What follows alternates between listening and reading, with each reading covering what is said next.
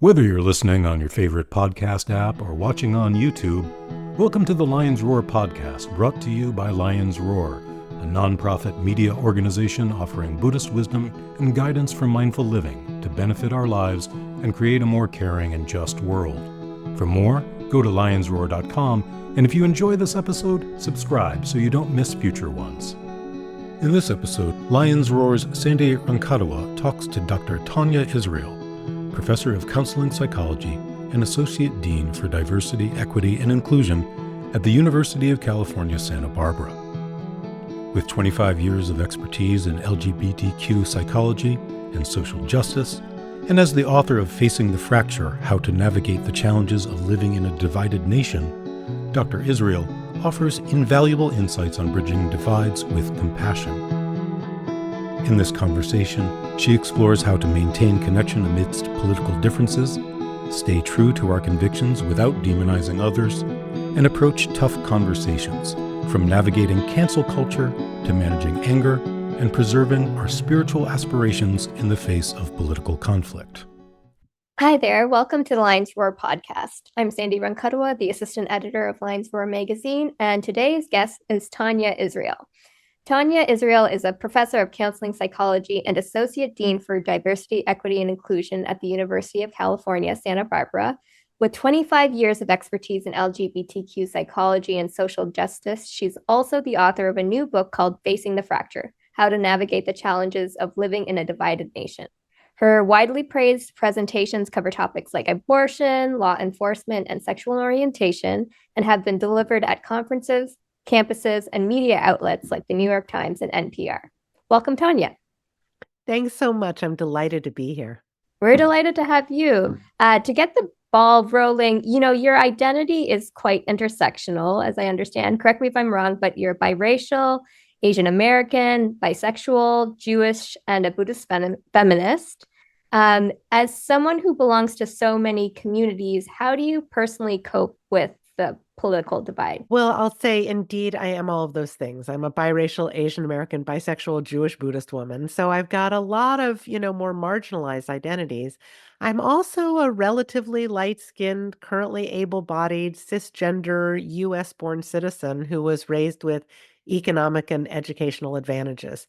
So I always look at that whole mix of things. And because I think many of us are in that situation where we're a lot of different things, some of which bring us advantages and some of which bring us disadvantages. And I think that when we keep the complexity of ourselves in mind, it helps us to recognize that our relationships with other people and how we are thinking about other people as being like completely the opposite of us or on the other side of the divide, or the different ways that we might really section the world off into these really distinct groups is kind of a fallacy in our minds. It's a way for us to think about things that simplifies and really oversimplifies the complexity of all of us as humans. And, I'm wondering, based on what you just said, how can we best talk with people who hold maybe political views that are different from our own, depending on maybe what groups they identify with, or yeah. Mhm. So when I ask people, why is it that you even want to have a conversation with somebody who's got different political views than you do, there's four answers that come up most commonly. Some people say, there's someone in my life who I want to maintain a relationship with, and we're having trouble doing that because of our political differences. Some people tell me that they want to persuade or convince someone to see things the way that they do. Some people are looking to heal the divide or find common ground.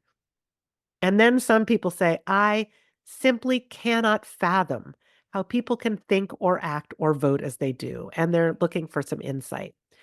So, no matter which of those goals you might have, the path toward an effective conversation is the same. You want to create a warm, caring, respectful connection where you're trying to understand where they're coming from. Very often we have in our minds this idea that if we are talking with somebody who is in a different place than we are politically, it should look like a debate, where we're pulling out of all of our stats and the facts and figures and the arguments that we have, and that's how we're going to persuade them. And even if you're in a formal debate, that's not, you're not trying to persuade the other team. You're not ever thinking that they're going to hear what you have to say. And then they're going to be like, oh, yeah, I never saw it that way. And they're going to come and join you behind your podium and be on your side. That's not what happens. So in a debate, we're trying to influence, some kind of outside evaluator, the judge, the voters, the audience, whatever it is. But if we're in an actual one-on-one conversation with another three-dimensional person, the thing that we need to do is to really lean in to the strength of the relationship, because that's what's going to help us to understand, to maintain that connection that we have with that person. But even if we want to persuade them or we want to find common ground, we need to know more about where they're coming from. So it's really about trying to develop more of an understanding and showing them that we hear them and that we care. Do you think it's possible to maintain our convictions without sort of demonizing people who have opposing views? Is that sort of a lofty goal, or yeah, based on what you're just saying? It's a fantastic goal. And actually, the stance that is best to go into these conversations with is one that in psychology we call intellectual humility. That's where you have respect for and curiosity about where somebody else is coming from, but you can still hold on to your own, even extreme and deeply held beliefs. But that you're not threatened by somebody else's view. You can make space for that and actually recognize that understanding only your own perspective is disempowering, and that it's really so helpful for us to understand a perspective that we don't already hold. I'm wondering, as a Buddhist, what your take is on sort of cancel culture. And are there circumstances in which canceling someone might be considered, so-called right action? That's a great question. I mean, this cancel culture has developed because people feel like it's important to hold people accountable for harm that they do to other folks. And so there's sort of become we've come to start calling people out publicly for the things that they're doing that are causing harm so that we can prevent that. The challenge with cancel culture is that, um, although it's helpful to have some accountability in there, because 'cause we're like, "How are people gonna change? How are they gonna stop doing harm if we don't actually identify what's going on and have some consequences for it?" But often what is going on within cancel culture, well, first of all, it doesn't necessarily have that impact. And what I'm hearing from so many people is the fear that they're going to be canceled, that if they don't use this particular term, or if they do use this particular term, or if people think that they're not affiliated with this cause or whatever it is, that it's actually shutting down not just a lot of conversation, but even people being able to ask questions. Somebody wants to know something and they don't even feel like they can ask because demonstrating their ignorance of something would maybe put them on the line for being canceled. So I don't think it's helpful in that way. What I usually suggest if we're trying to hold people accountable, if we're trying to hold people accountable, is to take more of a restorative justice approach where we're acknowledging that there's been harm, but we're trying to do that in such a way that it brings people back into community. Because the more that we isolate people who we feel like are doing harm, the less we actually are able um, to help them write their own path. And how would you suggest people handle or channel any anger they feel over political issues? And is anger a helpful emotion? Yeah, so anger is coming up a lot these days. And I think about it sometimes as outrage. Like if you've heard this phrase, if you're not outraged, you're not paying attention. It's like that the anger and the outrage is really a demonstration that you recognize injustices that are being done in the world. And the problem with that is that if if outrage is our litmus test for paying attention, then we're going to be worked up all the time. There's so many injustices in the world. There's so many things that we can be angry about. And our anger doesn't necessarily lead to change in the world. And if it's the only thing that we're able to do, we don't have the broad range of tools to be effective advocates, or to really be supportive of people who are in situations of injustice. So I'm not going to tell people don't ever be angry, because emotions come up, and I think that sometimes they can be helpful to guide us in ways. But I think it's useful to not take every feeling that we have and say, okay, then I'm just going to lean into that and sustain it as long as I can and express it as loudly as I can. I think we want to take other kinds of information into account, but also whatever kind of guidance we have, maybe from our spiritual path in particular, that can help us to figure out how to work with that in a nuanced way. Speaking of spiritual paths, I think we can see how many human connections are becoming really tested and strained due to the political climate. And I'm wondering how might such divisiveness hinder a person's spiritual aspirations, and how can Buddhist teachings in particular guide us through political conflict? Well, I've been practicing Buddhism for over 20 years, which doesn't seem nearly long enough to me. But I feel like it has given me some foundation that I have drawn on so much in the work that I do on dealing with political division and, interpersonal conflicts and just internal turmoil, all of those things. It's so useful for. Um, in the book that I wrote, Facing the Fracture, I have a chapter where I'm talking about empathy. And there's this really interesting thing about empathy, which is that in divisive situations, empathy sometimes isn't healing because we might be so focused on feeling empathic toward those on our side or those who we feel like we're trying to protect that we're really aware of the harm that's being done to those people by those, people we see as very cruel on the other side.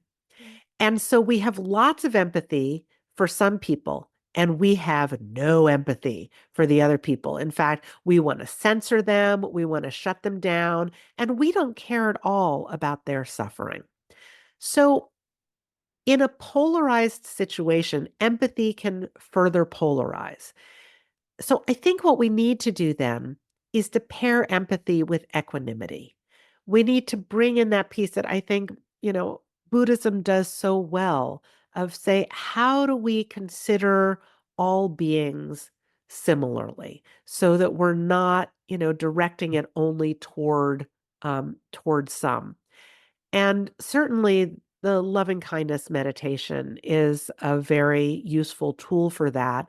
I learned that listening to recordings of Sharon Salzberg teaching the loving kindness meditation. And so I actually have adapted that into a guided visualization for trying to open our hearts to people who are in a different place than we are politically because people are really struggling with that so much. And I think one of my favorite things about Buddhism is it has so many practices that are really practical and we can apply them for a particular situation. So that's what I've been trying to do with my practice around this. Career journeyers, are you looking to explore what is next in your professional adventure? Minding the Gap Coaching, a leadership and career coaching practice, is here to guide you to new perspectives and approaches about your professional journey. They will take you from where you are to where you want to be. And what advice would you have for someone who might be engaged in a heated political discussion or debate and they're made to feel vulnerable or unsafe? So I'm going to go back a little ways in time. Mhm. When humans evolved, we lived in small groups of people and we were protecting ourselves and each other, not only from saber-toothed tigers, but also from those other tribes who were in competition with us for scarce resources. So we would see ourselves as really caring and protective of the people in our tribe. And we would see those other people as really aggressive because like legit, it could have been a life and death kind of thing, recognizing their potential aggression toward us. We have taken these old brains and we've overlaid them now onto the current political and social situation, such that we really feel a sense of threat from folks who have a different political view. So when people tell me that they feel unsafe, I'm always really alarmed. I'm like, "Oh my gosh, what do we need to do to get you out of danger?" And people sometimes say to me, "Oh, well, I'm not like unsafe in that way, but I feel unsafe." So this is one of the first things that we can do is to try to discern, am I actually unsafe? Is there a threat that is that that is going to affect me, like that am I in physical danger? Is there something going on there? Or do I feel a sense of threat where I feel like I'm facing a saber-toothed tiger, but really I'm facing somebody who's speaking to me in a loud voice about politics that are different from my own? And if I'm feeling vulnerable, I have a lot of choices actually. If I recognize that I'm not actually unsafe, well, can I bring my body back into equilibrium? Can I do some slow, deep breathing? Or feel the chair underneath me or my feet on the floor, or even touch my own hand to bring myself back into my body and to ground myself? That's something that can be helpful if we want to stay in it and we're needing some tools to do that. We can also get out of that situation, even if we're not in physical danger, but we want to get out of it. That's okay too. Dialogue is an opportunity, it's not a mandate.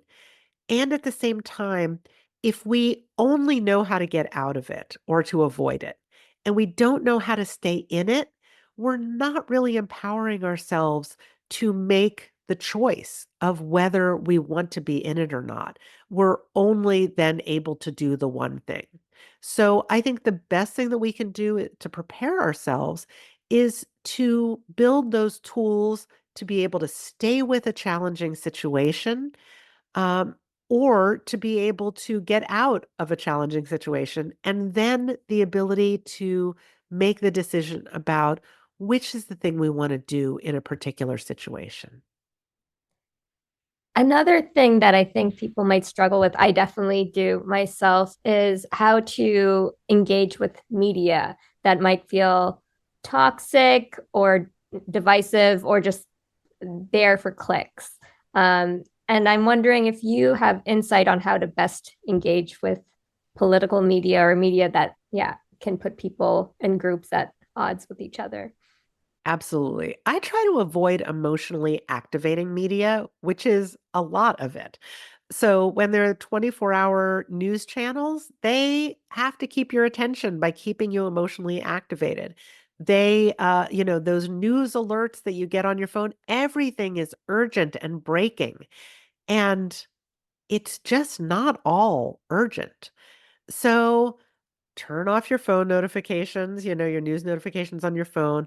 Don't keep the news on in the background all the time because their goals are to keep you engaged constantly. And so they'll keep you better engaged if you're emotionally activated and by, creating more division. What are your goals? To really think about what is it that you're trying to get out of it? Like you want to stay informed, but how do you stay informed without being consumed by it? And, frankly, our stress levels and our health are really being affected by all of this. So when I see something that I'm like, oh, this social media post or this news alert is trying to emotionally activate me, I will not go there.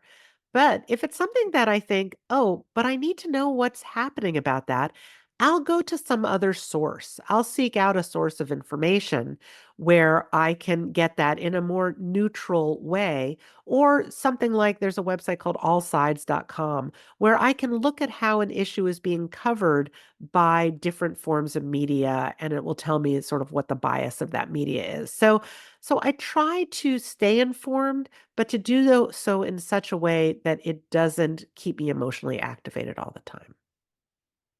And you just mentioned a resource. I'm wondering if you have any go-to resources or practices that you can suggest to people who are struggling with political polarization or just feeling discouraged about the political climate right now.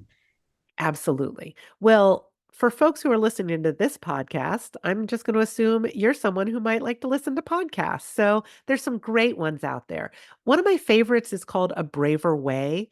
It's a podcast by this group, Braver Angels, that brings together folks on the red side and the blue side. And it just does a beautiful job of grappling with, wow, some of the hardest divisions that we have and demonstrating for us how do we actually grapple with this in a productive way. So I love A Braver Way. The Hopeful Majority is another podcast, and Manu Meal, who's the host of that, is in his 20s and started doing work on college campuses, and so he brings in voices of younger people who are really intent on bridging divides, and so I think that's great. Beyond that, I have to say, I know about these things because there's a bridging movement in the United States with over 500 organizations that are working on strengthening our social cohesion and our democracy. And I love learning about all the things that are happening. So, one of the things I suggest is go to this website called listenfirstproject.org.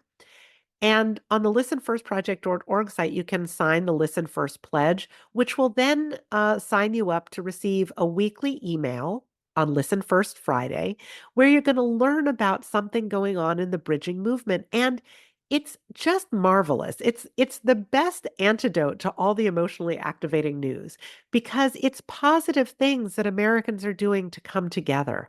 And it makes me so optimistic and so patriotic to hear about these things. And so I think that we all need a dose of optimism and hope these days. And so that's a great place to get it. Right. And I think you're very humble to not also mention your books, Facing the Fracture and Beyond Your Bubble, which I understand is an award-winning book. So thank you so much for taking the time to speak with us. This is such a relevant, timely topic, but I also think that this is a conversation so many people will come back to because you've provided such great guidance. So thank you again Thank you. for the time, Tania. I also forgot to mention that I have a podcast. Oh, tell us about your podcast. I have a podcast called Ready to Be Strong with my friend Pema Rocker. And so you might be like, okay, there's this book, Facing the Fracture. I could read it or I could listen to, Tania narrate it for 6 hours and 11 minutes. Or I could start with a little dose of it on her podcast called Ready to Be Strong, where we're unpacking the topics from the book, but we're doing it in conversation. And so if that's a good entry point for anybody, I want to put that out there as well. Great. Well, I'm sure people will check it out. Thank you so much for taking the time and wish you the best of luck. Thank you, Sandi. Thanks for listening. Mission-driven, nonprofit, and community-supported, Lions Roar offers Buddhist teachings, news, and perspectives so that the understanding and practice of mindfulness, compassion, and wisdom flourish in today's world. Go to lionsroar.com and subscribe to receive unlimited access to online articles, meditation instructions, our new Buddhist glossary, and so much more.